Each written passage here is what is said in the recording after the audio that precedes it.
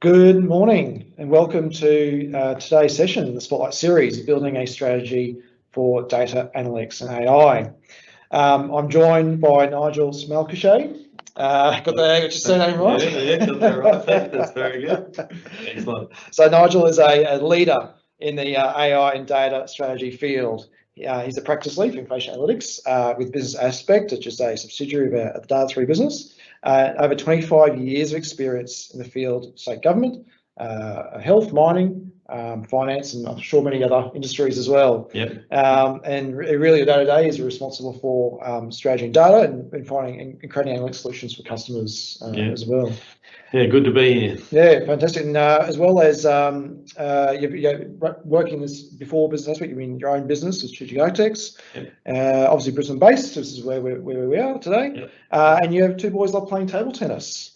That's right. Yeah. Love it. And amongst all that, you actually authored two books. One that will offer for a prize today, AI and Data Strategy, and another one called Data Insights. So welcome, Nigel, for today's session. Thanks, Pete. Thanks for the introduction, and keen to get into it. Yeah, fantastic. So there's the book there.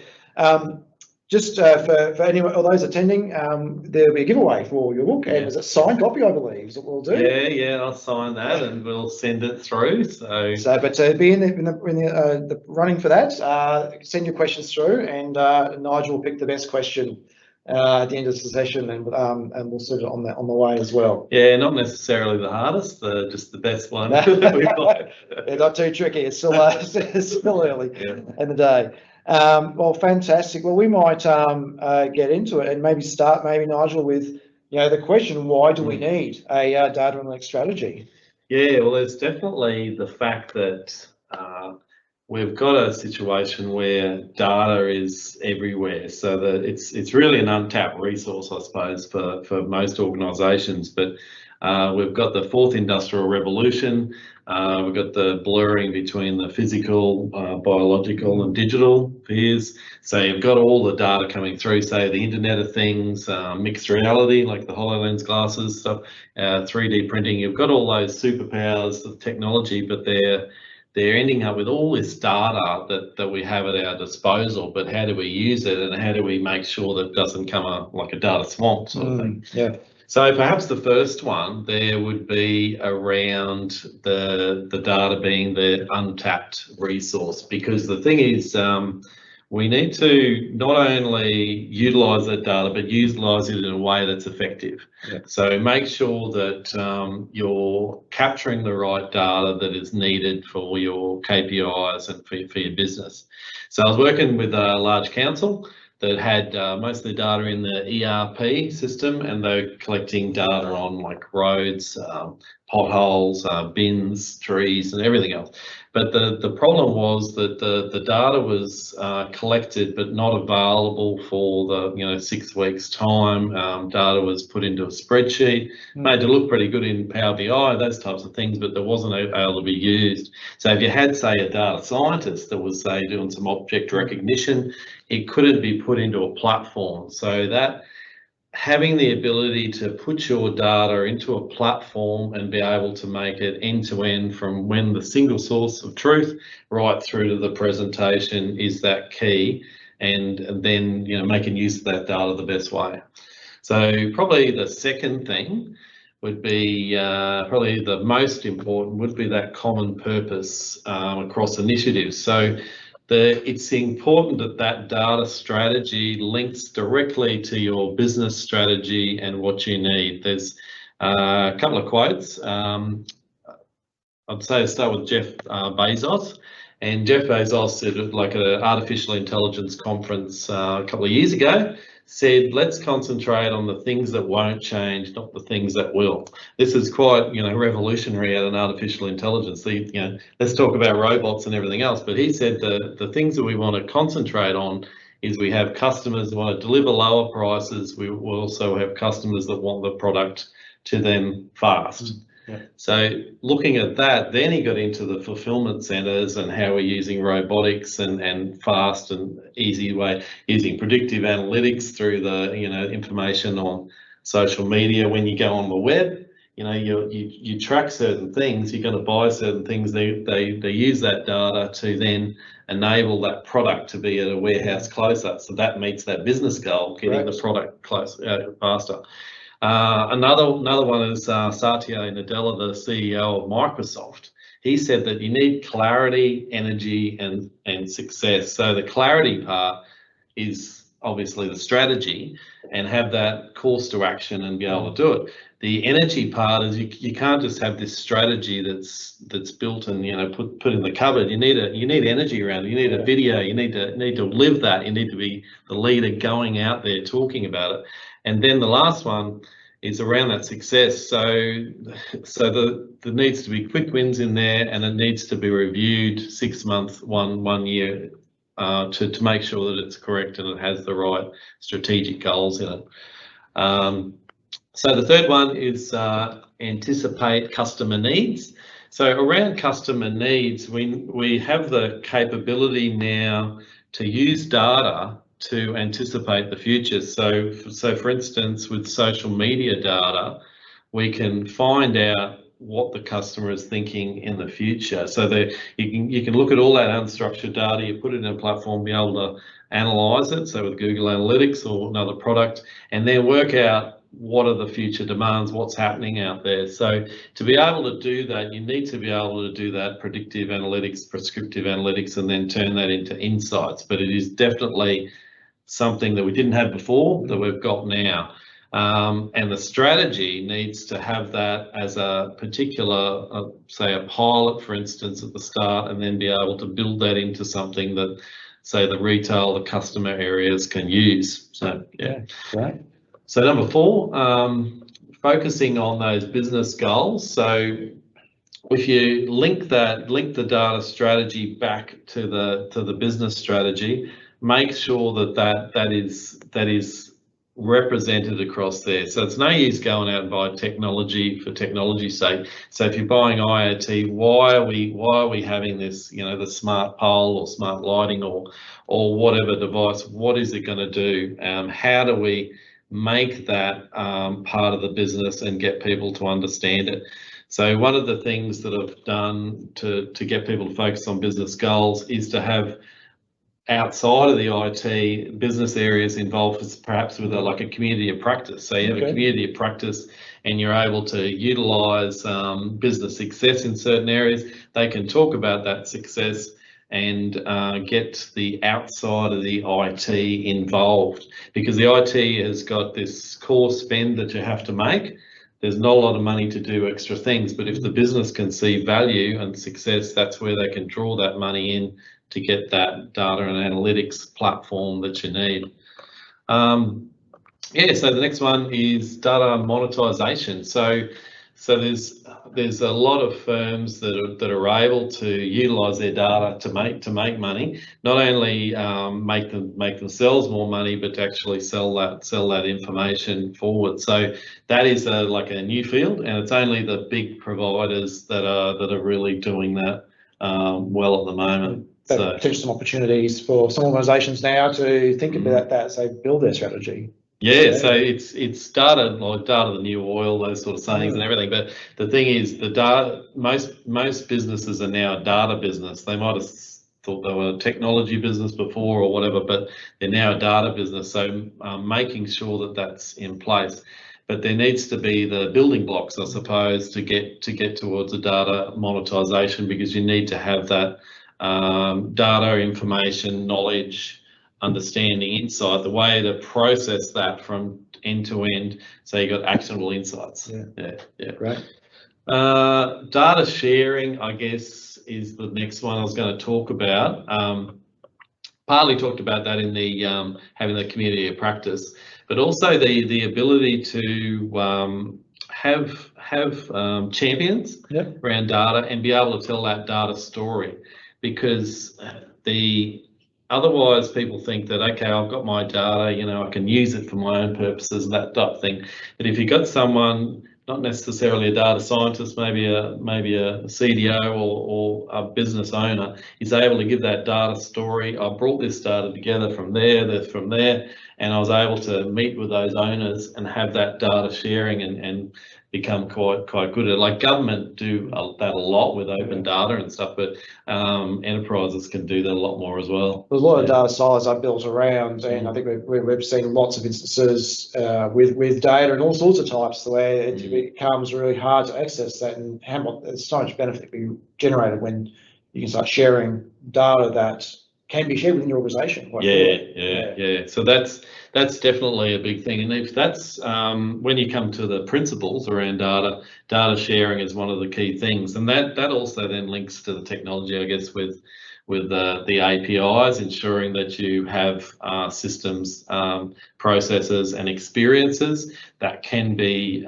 joined together to enable that. So data sharing is definitely one of the key things. My next one was around a strategic approach takes time. Oh no, hang on. Focus on data quality. Now, jumping too far forward, but actually, data quality is super important. So I guess the maturity of the organisations are generally such that the data quality is the first thing to use, because if the most frustrating thing you've got as a leader is when you go into a meeting and there's these flash Power BI reports, but where did the data come from? That's when you get we brought it into a spreadsheet after bringing it from ERP, or we manipulated it here. So the amount of trust in the data is not there. So if you start to focus on data quality first, and talk about data governance, those sort of having data owners in place, having the data owners making the decisions on data rather than the programmer. The programmer said, "Oh, give him access to this." Having that data owners being able to do that it contributes to the quality, because they'll know what sort of information security classification. They'll know whether that can be integrated or there's a privacy issue, those sort of things. So data quality is probably one of the key things to come out of it. Underpins success of using your data really well, doesn't it? Yeah. And that goes back to the first one where we talked about this untapped resource, that we've got so much data, but the data quality is coming from that other angle. Let's collect the right data and make sure it's within the quality standards. So a lot of my work at the moment is around data governance and bringing those standards in. Interestingly, I'm working with one organisation that wanted a data quality indicator on every report.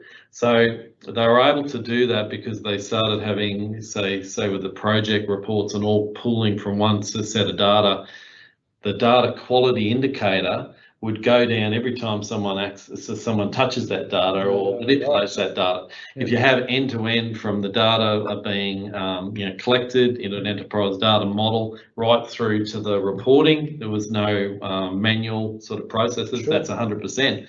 So that type of thing can be done, because we're getting to the stage now that data is being used a lot to make decisions, but we need to make sure that it's making it's got the right data quality in place so those decisions are accurate. And it's once you get that going, organisations will demand that.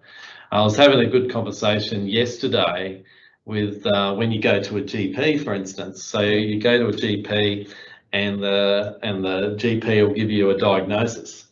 They reckon that within the next 3 to 5 years, you'll be going to the GP, getting that diagnosis. You'll be saying, "Where's the data?"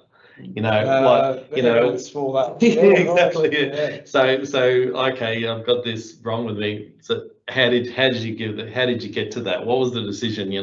Where did that information come from? So the GP, from the GP side of things, he's going to get access to thousands of cases that's got these symptoms. He'll be able to put that information into and find through AI, through algorithms, he'll be able to find that information. Okay, Nigel, you've got this wrong with you. It's my opinion because I know you the last 20 years, for instance, but I've also got this data attached to it. So that data quality is around, we've got to get to the situation where the data you can make a decision from that. In the medical area, they'll be a lot more stringent on that data because of the legal ramifications of that. So, and the transparency, so we can follow that through. So that's important. So back to the one I was trying to get to. And so, strategic approach. So transformation takes time because that strategic approach builds those foundational items first, and then the top end items in the next phases. So the strategic items are important. It's important to have that cloud data warehouse, data lake, data sandpit, whatever you need as far as that, and the data governance, because that strategic approach takes time, transformation takes time to get there, but you still need the quick wins in that strategy. Yeah, fantastic. There's a lot there, and it's really, really interesting. And there's a lot of takeaways from that. And some of the things like some of the strategies you've talked about there, you can start. Part of the broader strategy can be useful, and I think it's what we see a lot of the strategies is it's people treat it as a one-time event. And you said before, it's going to be a living sort of not a document, but I guess a way of doing things and thinking about it and review constantly. So for sure. Really good reasons why you need a data strategy. What I might do, and just for those who've joined the call since we kicked off, we're here with Nigel Schmalkuche, and we're talking about strategy, data analytics, and AI. And Nigel's got a book we're going to give away for questions coming through. And I've got a question here I'll read out and see what this is. It's from Mark in Western Australia. Question is, how suitable and scalable is aligning a data strategy to Microsoft's common data model, particularly organizations to build business via micro apps? Anything on that around? I'd firstly start with an enterprise data model. So the enterprise data model isn't product specific, but enables you to then build in, you might be a Microsoft stack, for instance, but it enables you to bring in the other elements when they come through and have a generic enterprise data model that you can use for all occasions. But I was going to suggest, Mark, that you've probably got a lot of data outside of the common data model that you're going to manipulate outside these micro apps, and it's very hard for us to judge, I guess, without understanding. And from a strategic point of view, enterprise approach is always going to work best to accommodate that, and then you can apply those patterns, I guess, can't you, Nigel, down into something like a common data model. Mark also mentions about potentially using Salesforce as well. So regardless of the technology, it's technology agnostic at this stage. We have the right strategy for the right approach for the very reasons we have here. Yeah, and it's also that conceptual, logical and physical approach. If you have that approach, then you can run it down to the actual products in the long term. Okay. So that's great, and please keep sending in your questions. Cool. That's it for the moment. So maybe Nigel, you've got something else you want to take us through. I think it's here. It's the 8 steps to developing data strategy. So a little more pragmatic now. So take us through. Well, there's different approaches to doing this, but usually in engagements, I have that first discovery piece with the key stakeholder, the sponsor, and find out that reason. So find out the specific reason that is they're after this strategy, and perhaps then meeting with the senior management team or leadership team. It could be a chief data officer or digital officer, IT. That sort of thing, and just taking that a little bit further. Obviously, got a lot of templates that I can use. In that meeting, you quite often find out whether the person is more of a strategic high facing or like a more detailed thing, and find out what's going to be needed strategy wise, because sometimes more detail can be needed. So that what I call strategy version 1. So have that high level strategy then in place, because there's, in my experience, taking a blank page to the workshops is not going to work. You need to provide a bit of direction, and you're being brought in as a bit of an expert on this, so you need to provide a bit of direction going forward. And from that area, I usually do the technology platform, people, process, information. Now, based on that initial workshops and meetings, you'll know which one to go for first. Yeah. Because sometimes the people might be the most important. So I've just brought up here technology. So because that's a key part of it, I call it the superpowers of the fourth industrial revolution. But you've got them all. You've got Internet of Things. You've got mixed reality. You've got blockchain. You've got driverless cars, 3D printing. You've got a number, and then of course you've got all the machine learning, artificial intelligence, deep learning, all of those. So what are the key robotic process automation? I forgot that one because that's one of the biggest ones. But which of the technologies are the most appropriate? So, for instance, finance.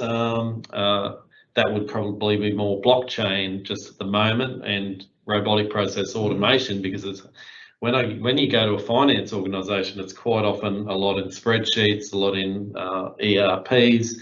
They're going towards, say, the zero and the mile, but a lot of the processes are got to be changed, and that's one of the things. So if we go to what's the next one, information. Yep. So that's key. How do we get from data to insights?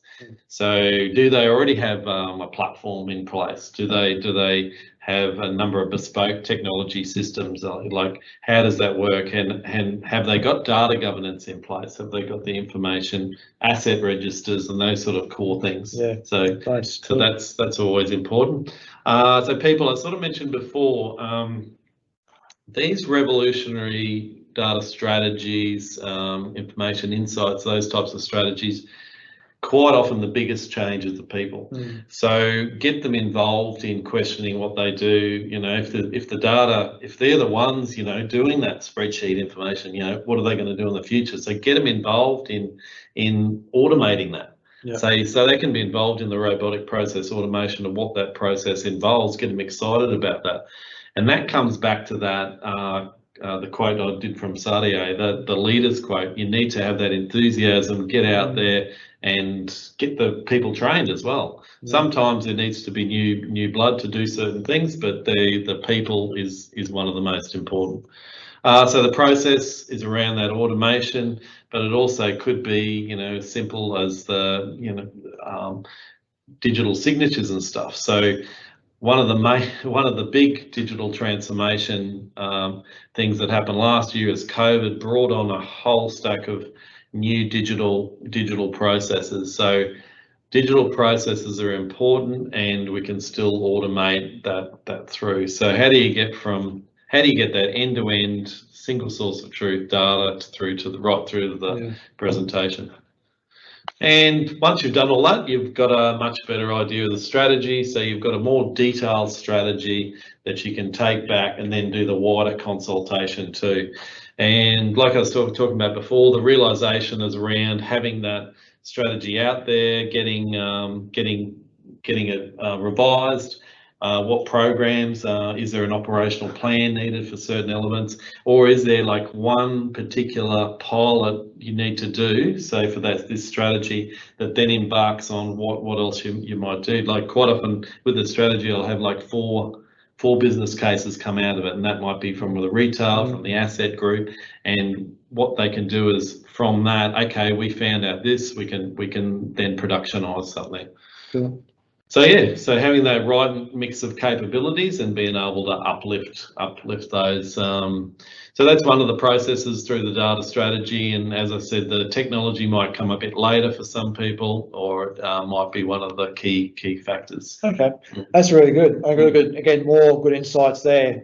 Maybe it's the next couple of minutes before we go back to questions and see what's coming through. Let's have a look at maybe an example that you've done recently for a customer.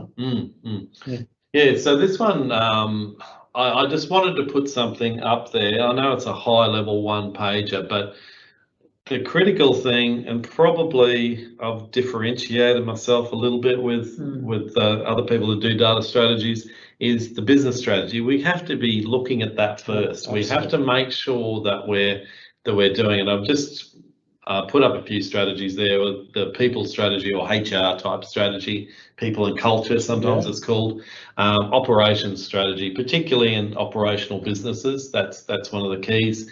ICT strategy, ICT digital strategy. Yep. So there's usually one of those available.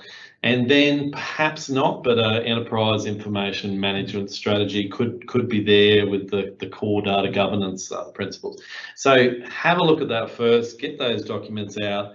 Then the other big thing with that is when you're talking to those stakeholders, you're talking their language. You can talk the finance language, you can talk the IT, you can be able to relate to that. Because each organisation will have a few different terms, and that's important. It's part of the organisation, part of the culture. Yeah. And to align with that as well. We're talking particularly around the data and how they work. Yeah, exactly. So if you follow those down, you see the blue is the people strategy going down to the people. So how do we get a data culture? So how do we get people to not operate on gut feel, operate on data, and sometimes that's the value of the data has got to be recognised to do that. So the capability of enabling them to uplift that data, have a data literacy program, for instance, and being able to put that in place. The process, so that end-to-end platform we talked about. I guess one of the things, if you're looking at that strategy, we've got the goals, tactics, and we've got the benefits. I always like to put the benefits in there as well, because if you're putting up a strategy, well, what are the benefits? What's this going to occur? It's got to have an outcome based. Technology platform is the biggest thing. Yep. So we're not wanting to buy all these bespoke technologies. We want to get that platform in place, and data to insight. So I did add there, predictive and prescriptive analytics, because that is much better than the descriptive past reports that you used to do. We can do in Excel. And yes. Okay, fantastic. Excuse me. Well, thanks, Nigel, for taking us through some of that today. Just having a look through the questions, nothing coming through, but is something you get asked, I guess, fairly frequently from clients that maybe might help people think about what those next steps would be? I mean, that's for me be around. I see the customers, where to get started. What how do I think about? Or I need it. Or I understand why, but those steps you outlined, I really need help to do that. How would they best engage? Do you think, if they were looking for assistance from say yourself? Yeah. Cool. Quite often it is about working out what are the key things that are going to be most important for the business. Yeah. Is the data going to be used to identify cost reductions, for instance, that you can get through automating processes, that you can get through the operational side of things, or is it about the customer? Is it about delivering an omni-channel experience that the customer can use the digital, can come into the office? How do we get the data consistent? Coming back to what you're saying, one of the questions I got asked was the data is not consistent for the customer and us. We have our own set of data. They may update an internet page or something. They've got a different set of the data. So how do we make that data consistent across the organisation was one I was asked the other day. Yeah. And that comes back to some of the things we've been talking about, like an enterprise data model, actually having a business glossary. So all the business actually use the data the same way. Yeah. Key problem, that one. Yeah. Cool. Got a question coming from Ben. Great information, so thanks, Nigel, for that. Do you think it's worth doing ongoing benefits realisation reviews? And then any suggestions on how to do those ongoing benefits realisation reviews? Yeah. So, definitely benefits is one of the most important things. You do a bit of benefits logic mapping. You can actually map out the benefits, the programs, and how it fits to the goals and the business outcomes. So I would do one quite regularly. Change managers and the program managers are good to get involved in that, because that's what they see coming out of it. They've done their MSP training and that sort of stuff, and know what they need. So I'd say it's definitely a important thing. And as you see it in that one-page strategy, I've got the benefits already there, obviously at a high level, but then that's something you can work on. And put that cadence in place. Yep. Fantastic. I'm just going to check if there's any more questions that come through from the attendees, and thanks everyone who has jumped on today. We'll just go a few minutes over just as we as we wrap up, and then choose from the questions we've had so far. One more's come in here. When talking about a data culture, how do you see the role of the citizen developers? So you've got staff who are building dashboards or using different data sources, but how does that citizen developer now, come and form part of the data culture, I guess, the data strategy? It's a ripper. Yeah. Not giving the prize away just yet, but that's a ripper. Yeah. So citizen. So it comes around that we talked about literacy first. So if you've got that data literacy across the organisation, you can take it out of the hands of the traditional report writers and that sort of stuff to the citizen. So being able to have the data available in the format that they can use, they can access easily, they can do what they need to, and particularly if the data it's part of their ownership, they can grab other data that's been shared with them and utilise that. So I think that is the way of the future. Yeah. The having data scientists in a central team is important, but we need to get to the situation where all the organisation understands data and is able to utilise it, and we need to get to the situation where the customers can also be able to access the data that they need. I've been seeing increasingly saying too that those data scientists are sitting outside of traditional IT now. So which is really important, which is big into around the alignment between the business values, business strategy, and the ICT strategy, because often these groups are now being funded outside of, or I guess formed outside of IT, bringing together the best of both those groups. Yeah, and having that data science team is good, but they need clear direction about what they're trying to solve. Now, admittedly, sometimes the data scientist comes up with a result that you weren't anticipating, but they still need those boundaries to work with. And then when they come up with a result, it needs to be productionized, but it needs that data story to take it to the executive management. This is what he found out, and this is the outcomes, and it comes back to the benefits as well. This is what could be done, because quite often the data scientist might come up with something, but it's not able to be productionized, for instance. Very good, very good. So what I might do is we'll draw we'll pick the prize. So we had the 3 questions there. We had one from Mark, Van, an anonymous one as well. Who do you think would be the recipient of your book? Is it anonymous, the last one? It is, I'm afraid. Yeah. Well, that's if you can give us your details. I'll pick one. Yes.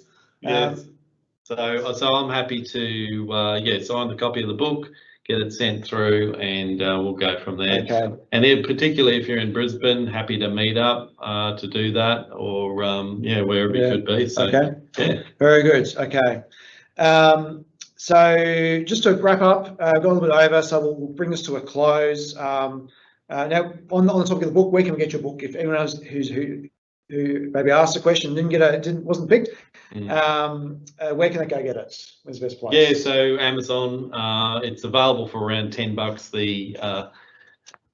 The ebook. But then you can also get a copy of it as well. Fantastic. So just go to Amazon. Amazon America or Amazon Australia. No dramas. Cool. So we've got both. There's an event that R3's Juice IT event is on next week. If you're not aware, haven't registered. Now I've got a session around Azure Data Analytics, and you've got a session as well. Yeah. You're in a panel session with some of the other. Future of Focus. That's going to be good. So great to see you there.